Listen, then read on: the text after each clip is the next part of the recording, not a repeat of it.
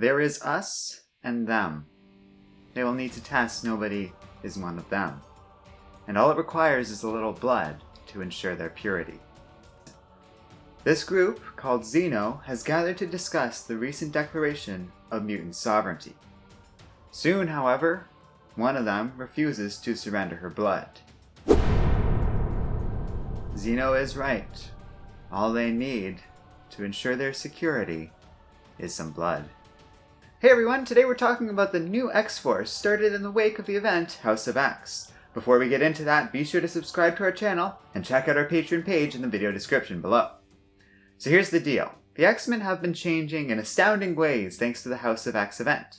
You can find out more by clicking on this button up here, but the idea is, as part of setting up a new society, they have also made themselves enemies and targets.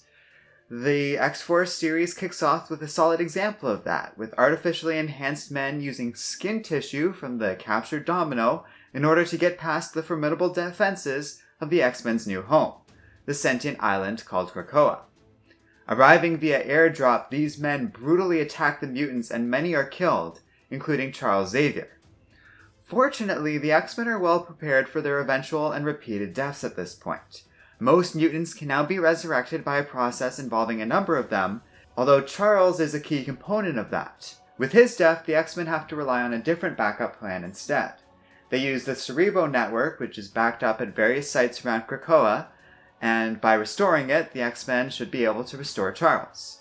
While Jean Grey and Beast bring Charles back, Wolverine travels with young mutant Quentin Quire to find Domino. Both parties succeed in their missions, with Domino saved from a sinister lab, while Charles is quickly restored to life and resumes his public duties. However, the events mark a clear need for further defenses on behalf of the mutant race. They were lucky this time, but things really could have easily gone wrong. So Charles and Magneto agree to start conducting Black Ops throughout the world, just as iterations of past mutant leadership have done throughout mutant history. They thus decide to reform the X-Force. Now this team has a long history, initially starting out as a new version of the team called the New Mutants.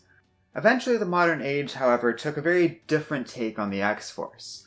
They presented various iterations of the team that have always worked on Black Ops missions, discreetly on behalf of the X-Men.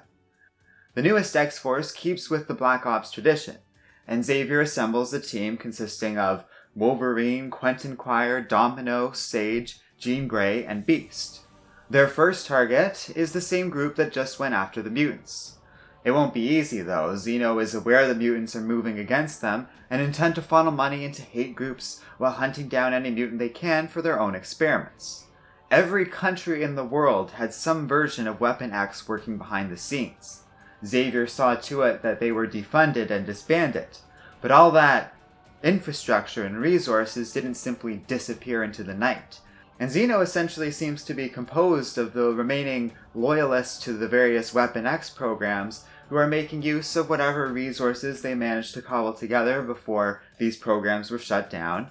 And now they're ready to take on the mutant race, with a vast knowledge of genetic and cybernetic experimentation, along with a mountain of resources at their side.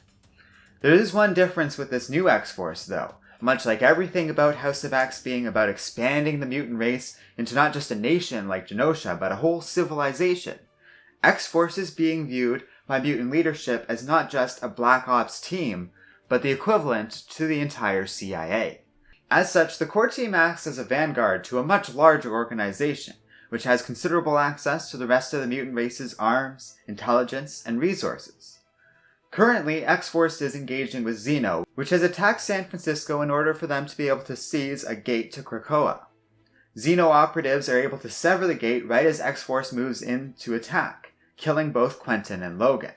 Domino, healed from the experiments with Krakoan fauna replacing the removed skin samples, and eager to take revenge against those who experimented on her, is left behind on the island when the portal is severed. We'll have to see what happens after this, but suffice to say I'm pretty excited about this new X-Force overall, much like I am about X-Men in general post House of X. This is a popular new series running at the moment, and I can totally see why. It's a lot of fun overall, and I absolutely recommend you check out X-Force for yourself at your local comic book store. Thanks for watching, and don't forget to like, subscribe, and keep reading comics.